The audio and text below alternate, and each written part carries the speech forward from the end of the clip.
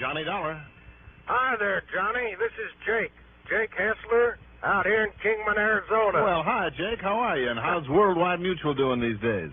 Me and Worldwide Mutual just fine. But it's one of my greater Southwest clients got me worried. Well, I wish you'd make up your mind which one of these insurance companies you're really working for, Jake. You want to know the truth, Johnny? Let's have it. Neither one of them, really. I'm trying so hard to retire and take it easy out here in God's country that I just don't. Why, do you know I myself haven't bothered to get out and sell a single policy in over 6 months now? No kidding. But as long as those two companies are willing to pay me good money just to head up an office for them and to kind of keep an eye on the boys they do have out selling for them, well, why not, huh? Why not? Only one trouble. What's that, Jake?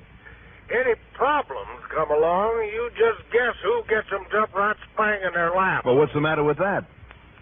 Huh? Well, what do you mean? Well, all you do is turn around and dump them in my lap. Oh, well now, Johnny. Well, it's the truth, you old reprobate, and you know it. What is it this time, Jake? Young fellow that was insured by the San Francisco office. Yeah? Old mine. One of those old ones over toward Lake Mojave. Uh-huh.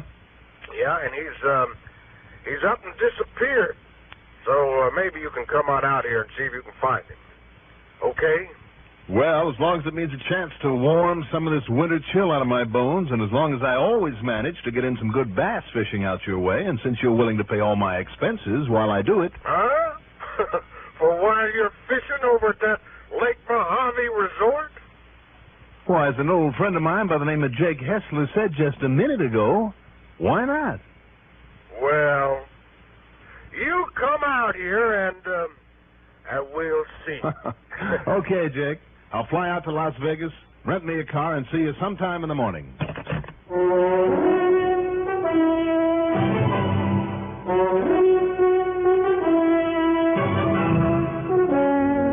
The CBS Radio Network brings you Mandel, Kramer in the exciting adventures of the man with the action-packed expense account, America's fabulous freelance insurance investigator. Yours truly, Johnny Dollar.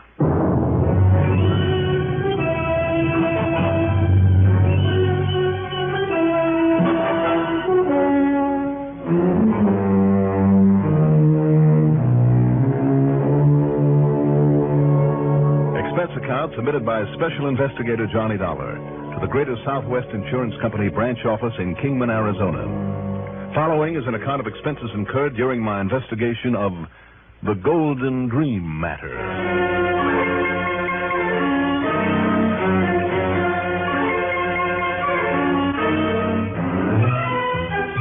Expense account item 1, $193.49 for a plane to New York, then a jet to Las Vegas.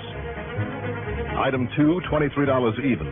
That covers a couple of taxi fares, dinner, a good night's sleep at the Hotel Sahara, then breakfast the next morning. Item 3 is $50 deposit on a rental car. I headed southeast through Boulder City and crossed Hoover Dam at the foot of Lake Mead.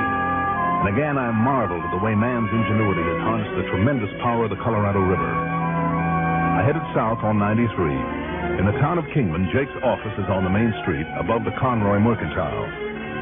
Tall, lean, lanky, and well-tanned as always, he was wearing a white Stetson cowboy shirt, blue jeans, and fancy boots. Well, now, maybe you will have a chance to get in some fishing over there to Lake Mojave, Johnny. Nothing suit me better, Jake. You know it. You see, the one man who can help you get on the trail of young Kingsley... Kingsley? Myron Kingsley, that young mining engineer I told you about that's disappeared. Oh, I see. And the man who's going to be the most help to you finding out what's happened to him is the manager of that Lake Mojave resort, Mr. H.R. Pratt. Ham Pratt, I know him well, very well. Yes, I know you do. And the old mine that Kingsley come to investigate the Golden Dream is right close by there. Investigate how, Jake? To see if somebody isn't being took, but royally. How do you mean? Well, some old coot name of Marty Spiller has been selling a lot of stock in the Golden Dream. Uh-oh. Mostly to people who live way back east. Mm-hmm. And who aren't in a very good position to see just what they've bought into. Right. Account of most of them, the suckers who fall for that kind of stock promotion, are too poor to come out and have a look. I know what you mean. Go on, Jake. Well, there's one stockholder evidently got suspicious and could afford to do something about it. I mean, he hired young Kingsley to run down from Frisco to have a look-see and then make him a report. Uh-huh. Being a client of our company, Kingsley come around to me for directions. I sent him over there, told him to stay at the Lake Mojave place, and, that's the last I saw or heard of him. When was that, Jake? Been a week now. I see.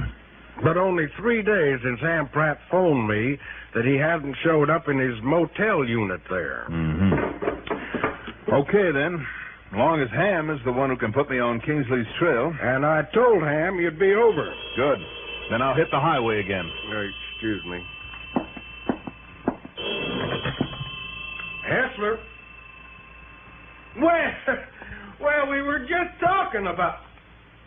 Huh? He sure is. For you. For me? It's Ham Pratt. Oh. Here. Thanks. Ham, how are you? Oh, pretty good. Only pretty good? It, looks like maybe you made this trip for nothing, Johnny. What do you mean by that? We found young Kingsley. Or, rather, what's left of him. Oh? In the water at the bottom of a deep, old, abandoned mine shaft. Must have slipped and fallen in. I see. Haven't been able to get down to him yet, but, well, I guess there's not much point in your coming over here now. Ham. Yes, Johnny? Did you say an abandoned mine shaft? Yes. One that's just been sitting there accumulating water in the bottom of it for years. Then it's not one of those that he went to investigate. Well, no, not exactly. Well, maybe I had better take a look.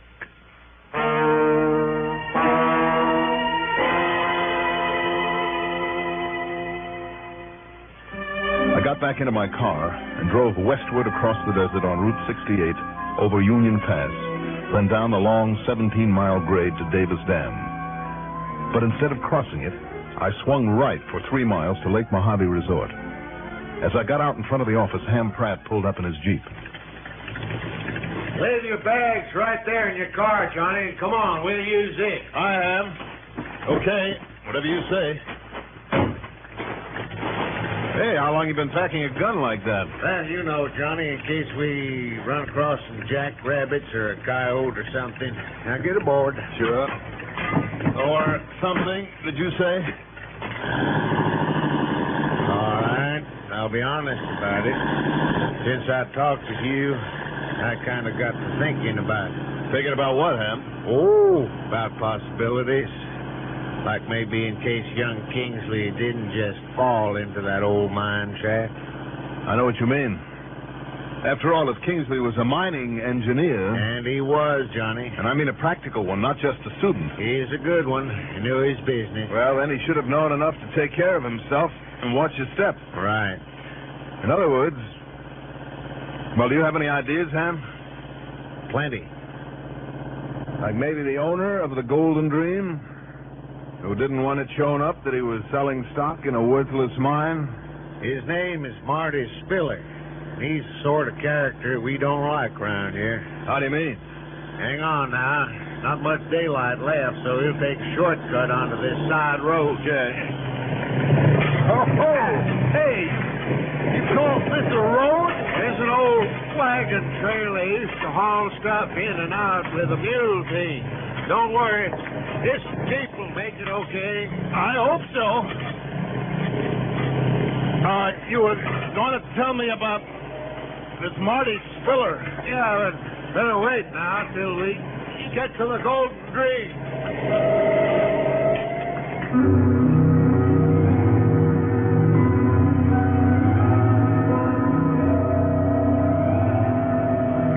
Have you ever ridden a Jeep? I mean, really ridden one of them? Well, like everyone else, I've seen pictures of the boys in the Army plowing through mud and sand, jumping over ditches, taking seemingly impossible hills in them, and so on.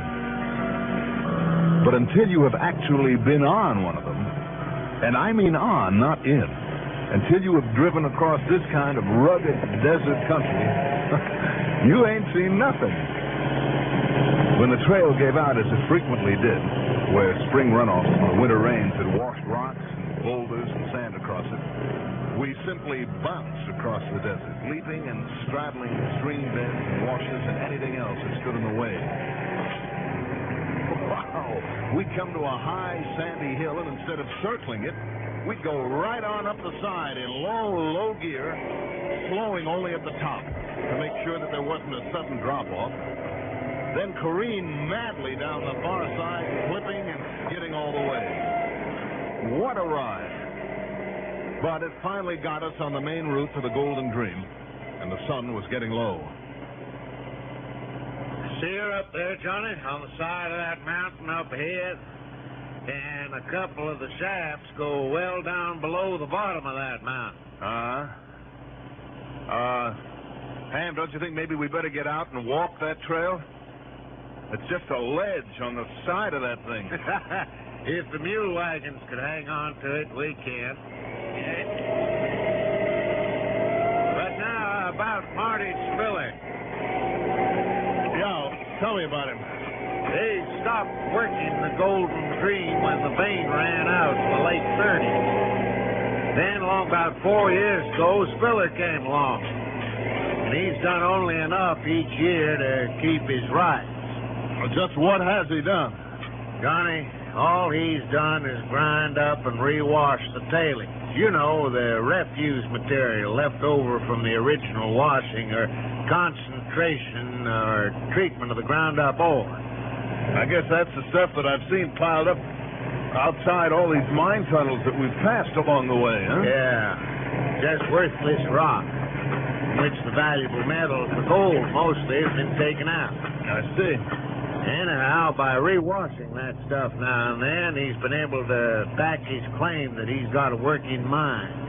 Well, tell me, Ham, has he ever got any worthwhile amount of gold out of those tailings? No, sir.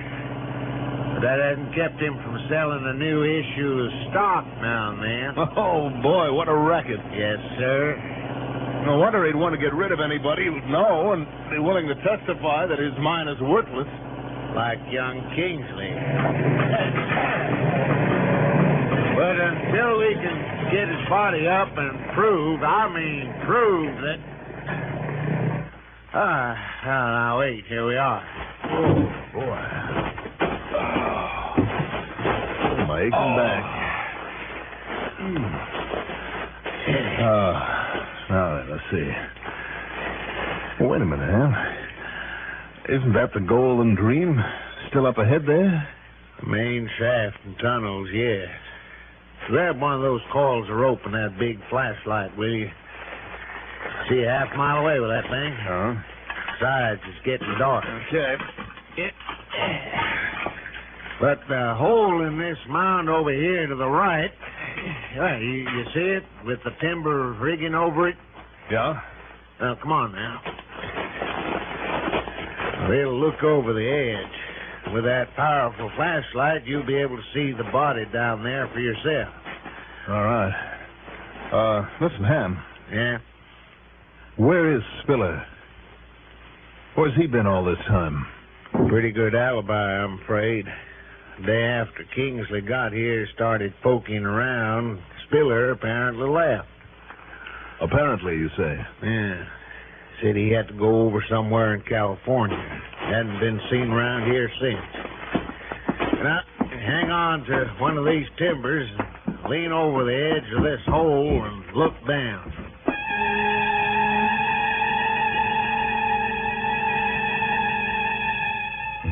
With the help of the powerful flashlight, I looked.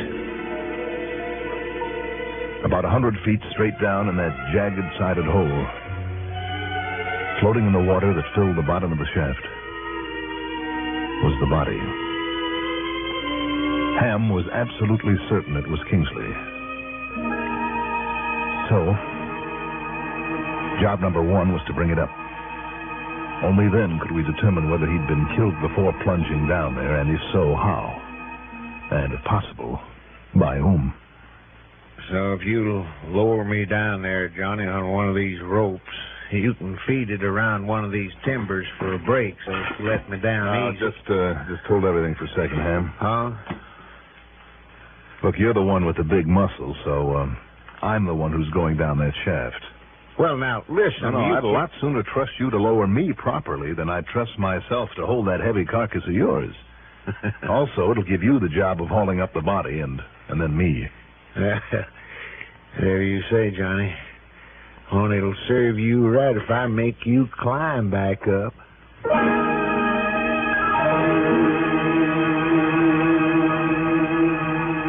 I tucked the big flashlight into my belt, and Ham slowly lowered me into that deep, black, rock-sided shaft. Hanging there on that rope, touching the sides only where there were juttings or ledges, was pretty exciting. I was glad the rope was a long one and that Ham was on the other end. Along the way, there were several small tunnels leading away from the shaft. But with the flashlight, I could see that they were only short ones, ending in piles of rubble. Until just before I reached the water... Ham! Yes, Johnny? Hold it a minute. Right. Have you reached the body? No. What? Not quite. But there's a big tunnel. A clear one leading off from here. A big one. What? Looks like it might lead over to the main shaft of the Golden Dream. Now, wait. Huh? Let me snub this line so I can lean over and hear you better. There we are. Oh, look. Hey! Forget it for now. I'll investigate on the way back up. I'm only a few feet from the body now, so lower away again. All right, Ham, lower away. Hey! Take it easy. Stop throwing rocks down here. Watch it, will you? That one almost hit me. All right, now lower away again. Ham? Lower away. Do you hear me? Wait a minute. What goes up there? Who's pulling off those shots? The rope. The rope is slipping now. It's slipping.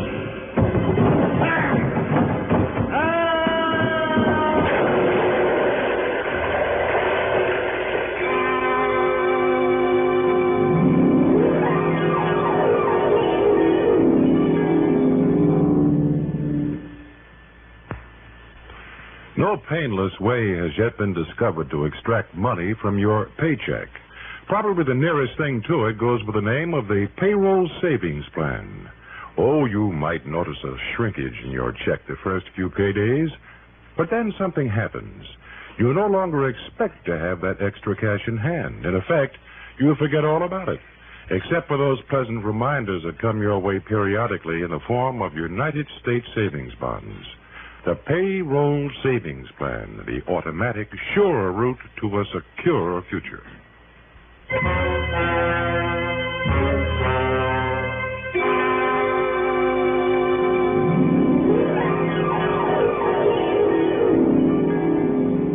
Okay, so I cheated a little. When the rope that had been holding me suddenly slackened, it wasn't I that splashed into the water at the bottom of that mine shaft. Nope. It was one of the big rocks at the opening of the tunnel that I'd found down there. One of the two or three I'd grabbed at frantically to pull myself into the tunnel as the 100 feet or so of heavy rope came whipping down past me and I barely made it. I kept the flashlight off so as not to show that I was still alive and kicking. Because then, after the more of the gunshots, and then huge boulders were rolled over the edge and plunged down to where I was supposedly struggling in the water.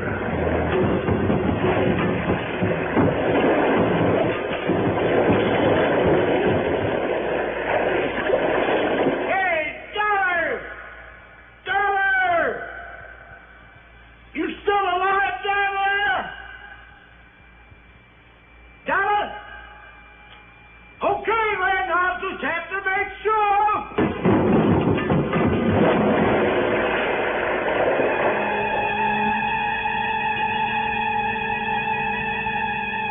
more huge boulders came crashing down into the shaft, and thank goodness passed harmlessly by the mouth of my tunnel. But I didn't stick around to count them. Instead, using the light again, I tore on up the long, sloping passageway, hoping and praying it would somehow get me back to the surface. Half a dozen times I had to clear away piles of rubble with only my bare hands. But I was thinking of Ham, of what might have happened to him, what still might happen to him. Finally, a pile of rubble blocked off the passageway entirely. But then through a low, narrow little side tunnel, so filled with debris where the shoring had given way that I had to crawl along on my belly, I reached the surface. It was quite dark by now, but I didn't dare show my light. Instead, I walked slowly, quietly around to get my bearings. And then I saw the Jeep, and above it the timbers Ham had used to snub the rope we outlined against the darkening sky. In silhouette, I could faintly see two men up there. But in the dark, I couldn't tell which was which. But at least I knew that Ham was still alive. But for how long? Because one of them was carefully tying the other one down to a 10x10 that lay only a few feet from the edge of the shaft. Had Spiller gone mad? Was he going to shove that timber with its human cargo into that shaft? No Indian ever crawled along over the floor of the desert any more softly than I did. And I cursed the fact that I hadn't a gun, that I'd left it with Ham to cut down my weight. A couple of times a jackrabbit jumped out from under my feet, and I hunched over and froze, hoping the man I was stalking wouldn't look around. Or if he did, that he'd mistake me for one of the many boulders scattered about, or a clump of sage. But then I came to a clear space, nearly 20 feet of it, that I had to cross to reach him.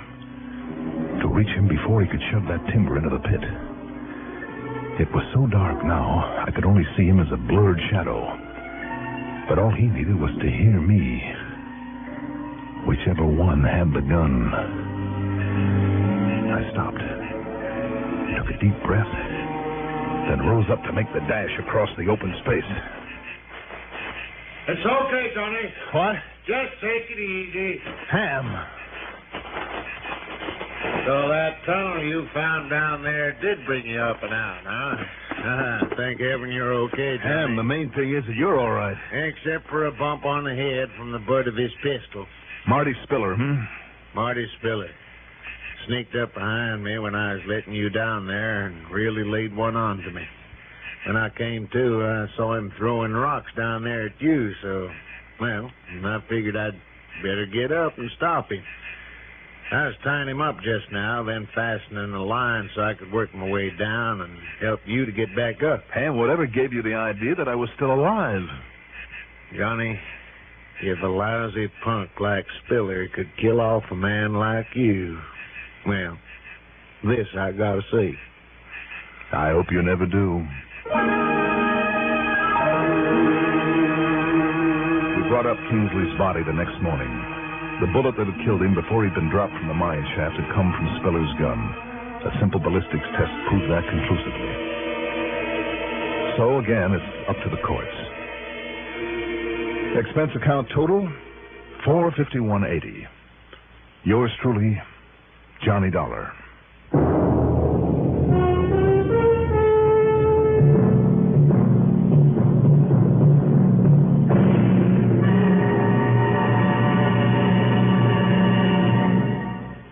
Now, here's our star to tell you about next week's story. Next week? Well, as you listen to it, just remember that old saying. Ike and Mike, they look alike. And join us, won't you? Yours truly, Johnny Dollar.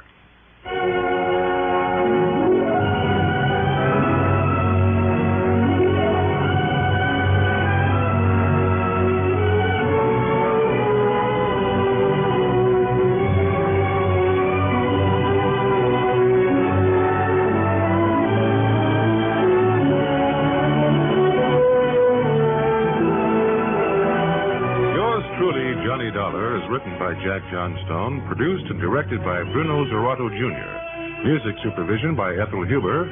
Johnny Dollar is played by Mandel Kramer. Also featured in our cast were Cliff Carpenter, Bob Dryden, and Sam Raskin. Be sure to join us next week, same time, same station, for another exciting story of yours truly, Johnny Dollar. This is Warren Sweeney speaking.